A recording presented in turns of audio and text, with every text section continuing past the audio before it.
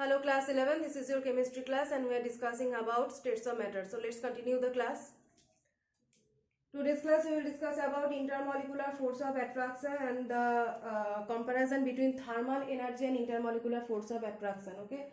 So comparing the extent of thermal energy and intermolecular force of attraction, we can predict which substance will prefer which state, that means solid, liquid and gaseous states. Existence of these three states depends upon the extent of intermolecular force of attraction and the extent of thermal energy. So we will compare these two. First one is gaseous state. Okay.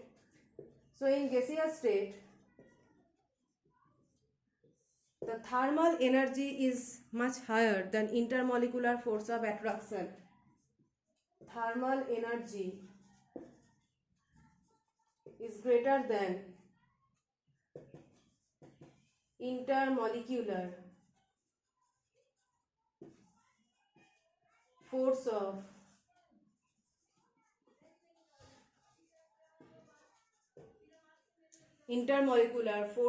attraction. Okay. So here, why intermolecular force of attraction is lower and thermal energy higher? Because gas molecules are randomly moving. Okay, their entropy is very high.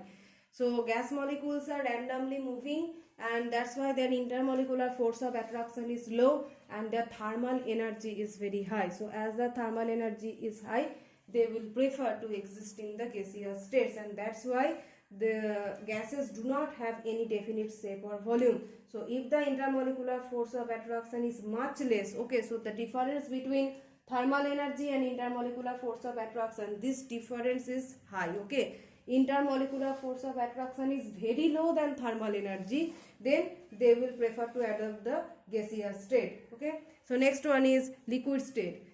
In case of liquid state,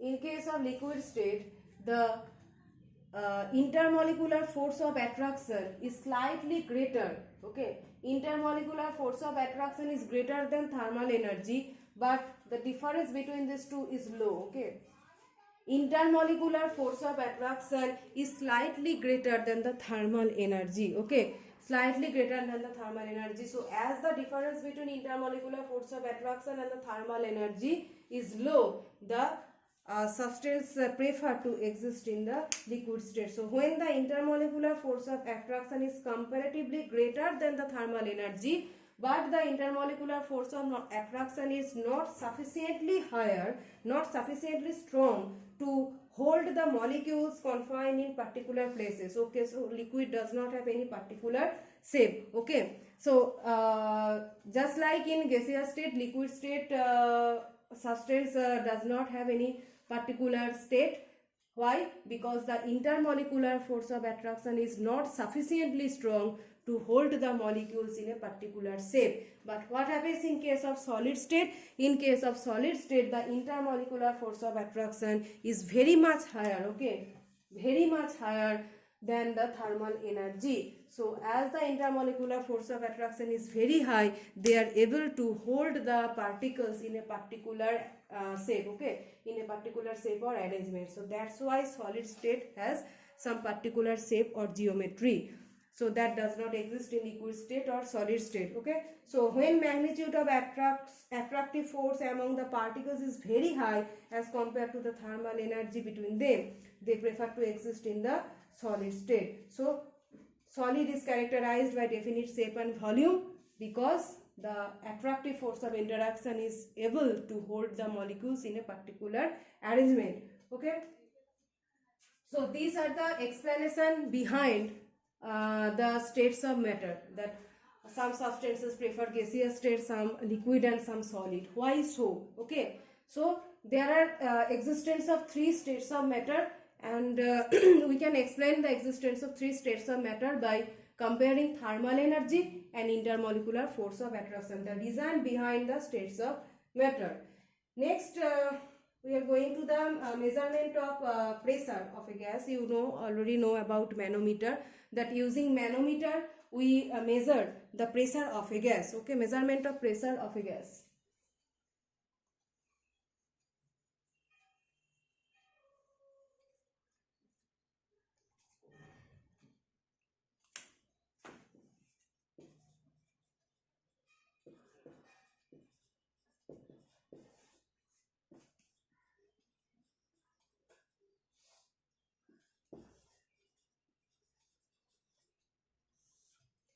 measurement of pressure of a gas. So using manometer we can measure the pressure of a gas. So in an open end manometer it looks like there is a gas jar and it is connected to a U-tube. Okay, this is open end manometer. In the open end manometer there is a gas jar and this U-tube is filled with mercury. Okay, so this end is open and through this open end the atmospheric pressure is falling over the manometer. Okay, so this end is open so that atmospheric pressure can fall over the mercury within the tube. So when the gas pressure is equal to the atmospheric pressure, okay, when the gas pressure is equal to the atmospheric pressure, the mercury level within the U-tube will be same. Okay, they will be in the same level. When atmospheric pressure when gas pressure is equal to the atmospheric pressure, okay, in this case. But when the atmospheric pressure is higher, than the gas pressure, then the layer will look like this. Okay, there is a difference in the height in the two U-tube. Okay, in the U-tube there will be difference in height. Suppose this height is h. Okay, so when in the left hand tube the height is higher than in the right hand tube, that means that gas pressure is lower than atmospheric pressure. Okay, gas pressure is lower than atmospheric pressure. So gas pressure